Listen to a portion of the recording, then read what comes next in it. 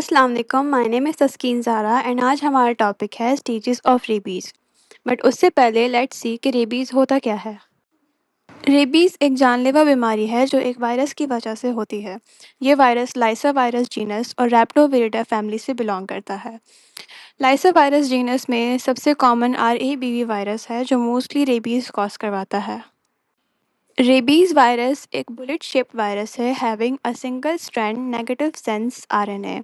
इसके अलावा it has an envelope जो एक्स्ट्रा प्रोटेक्शन प्रोवाइड करता है। रेबीज वायरस का जीनोम 5 मेजर प्रोटीन्स इनकोड करता है जिनमें न्यूक्लियोप्रोटीन, फॉस्फोप्रोटीन, मैट्रिक्स प्रोटीन, ग्लाइकोप्रोटीन और आरएनए डिपेंडेंट आरएनए पॉलीमरेज आते हैं। नाउ लेट्स सी कि रेबीज ट्रांसमिट कैसे होता है। रेबीज मेनली ट्रांसमिट होता है through the saliva of an infected animal. दूसरे मोड्स ऑफ ट्रांसमिशन में एयरबॉर्न, ऑर्गन ट्रांसप्लांट और डायरेक्ट कॉन्टैक्ट इंक्लूड हैं।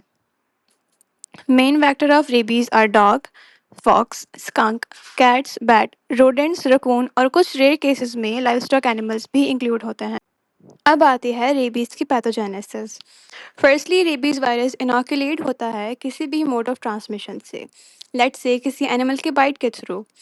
First of all rabies virus की लोकल रेप्लिकेशन स्टार्ट होगी at the site of inoculation. Then virus travel करेगा through the peripheral nerves into the central nervous system. वहाँ पर rabies की rapid application start होती है and then finally virus आपकी पूरी बॉडी में स्प्रेड होना शुरू हो जाता है।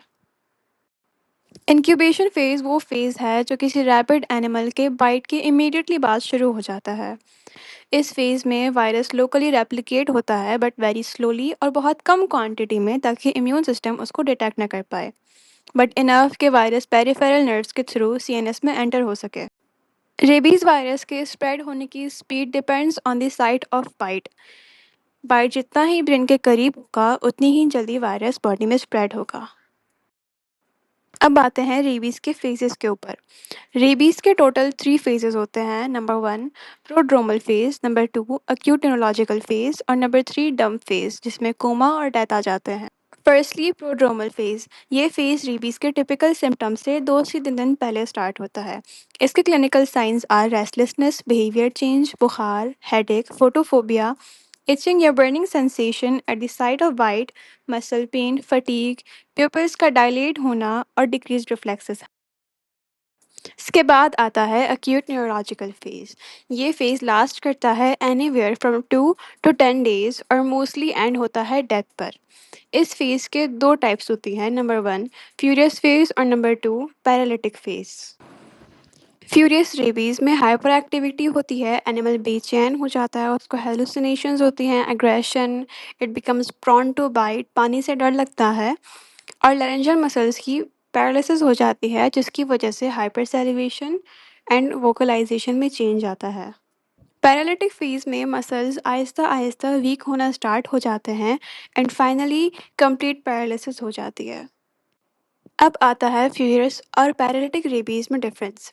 फ्यूरियस फेज में हेलुसिनेशन, हाइपर एक्टिविटी और फोटो एंड हाइड्रोफोबिया होता है, जबकि पैरालिटिक फेज में एनिमल वीक और पैरालाइज हो जाता है along with decreased reflexes and lethargy. This is an example of furious rabies. Lastly is dump phase जिसमें कोमा एंड डेथ हो जाती है। रेबीज के टिपिकल सिम्टम्स के 3 से 6 दिन के बाद पेशेंट कोमा में चला जाता है which is followed by respiratory failure, cardiac arrest and eventually death. इस फेज के क्लिनिकल साइंस में लोअर जॉ की पैरालिसिस हो जाती है जिसकी वजह से माउथ रिमेन्स ओपन और टंग बाहर आ जाती है। इसके अलावा एनिमल कुछ खा पी नहीं सकता which leads to starvation and eventually coma या death within few days of paralysis. In conclusion rabies एक बहुत डेंजरस और फेटल डिजीज़ है अगर आपको इसके बारे में अवेयरनेस नहीं है और आप इसका सही टाइम पर इलाज नहीं करते। प्री वैक्सीनेशन और पोस्ट वैक्सीनेशन दोनों को काफ़ी तरजीह दी गई है। Thank you.